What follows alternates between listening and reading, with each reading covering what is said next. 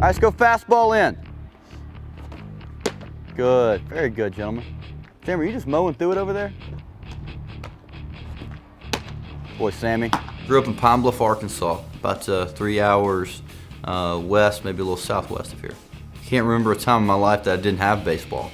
I started playing from the time I could walk, and obviously throughout grade school and high school and into college. There was a guy that pitched here. He lived a couple streets down from me.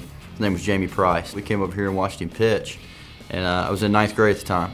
And I knew that when I showed up on campus and went to the game, no matter what, I wanted to be here. I wanted to be, at Ole Miss. I wanted to, go to school here and have the opportunity to play on that field.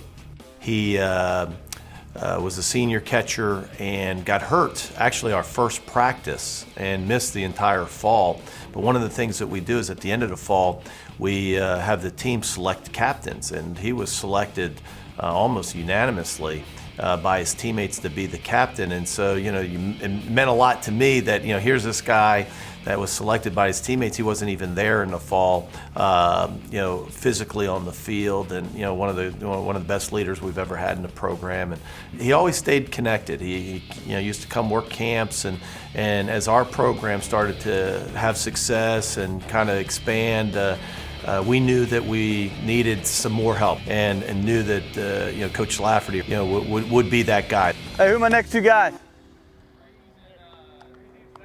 Yeah, whenever you guys are ready. That's it. Aggressive, go in there. All right, let's finish strong right here. 2 more pitches. All right, let's go fastball in, then change up away. Make sure on your breaking ball that you're gonna have, if you think middle, it's gonna spin, it's gonna stay up. But if you're gonna have to think, even when you throw a slider middle, it's gonna have to be more third. Yeah. But also, you gotta figure out, hey, when it's coming out of your hand, if you're throwing it to that third, then don't move it around too much, or else it'll start getting off the plate and down. And if you can throw the slider enough just away to keep right-handers off your fastball, your fastball was beating the smaller, better bats, just blowing it by them.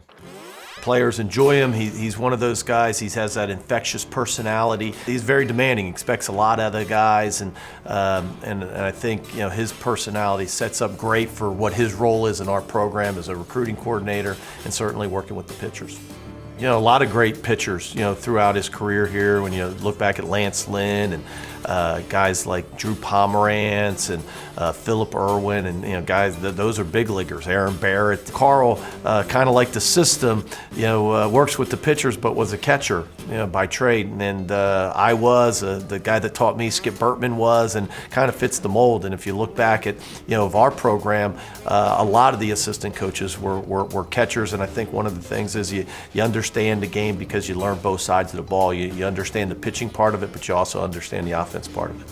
I think I've done just about everything. Was the operations guy, moved on to the volunteer assistant where I work with outfielders and catchers, moved on to a full-time assistant where I've worked with the pitchers and the catchers and recruited. So I've done just about everything. Coached first base, done about everything except coach the infielders. Now that we're going away, it's really not much of a different pitch. Yeah, Drake, good. I'm gonna focus. 2 more pitches, make them. I lean on Carl a lot when things happen. He's been here the longest. It seems like he's been here as long as I have.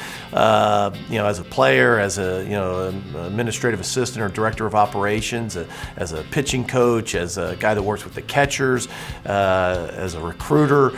And so, I think, when Carl speaks in one of our meetings, I think everybody listens. There's sometimes that you have to push him a little more. There's sometimes that you have to back off. I think it's just a feel for the group that you're working with. But the thing I hope my kids always, get and understand is whenever they have success, that's their success. They're the ones that make the pitch, get the hit, or make the play in the field. It's never easy. You're competing on a national stage and you're playing against the best players in amateur baseball. I give the credit, all the credit to the kids. I appreciate every day that I get to come to the field and work with them. And I honestly look forward to, walking out to Swayze every single day. Hungry. No, he'll literally eat anything in our kitchen. He will eat all the food in our kitchen.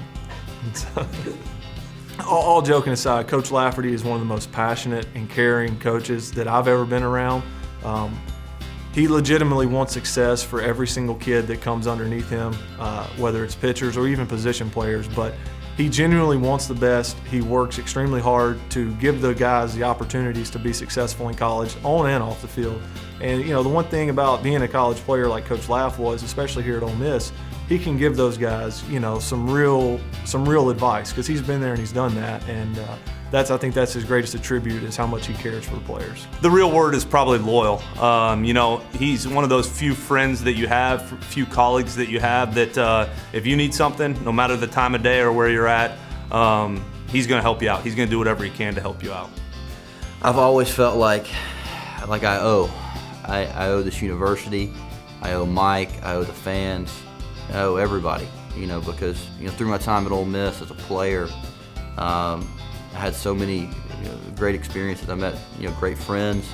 Obviously, this place has given my start in coaching in baseball. Met my wife here. So many great things that have shaped my life. That I often get the question of what was the best part of going to Omaha, and it was standing on the field in Lafayette, Louisiana, looking at the players that I'd recruited and coached, and seeing them win and the enjoyment on their face, but then also looking at the fans and knowing that you felt like you gave something back to a place that gave everything to you.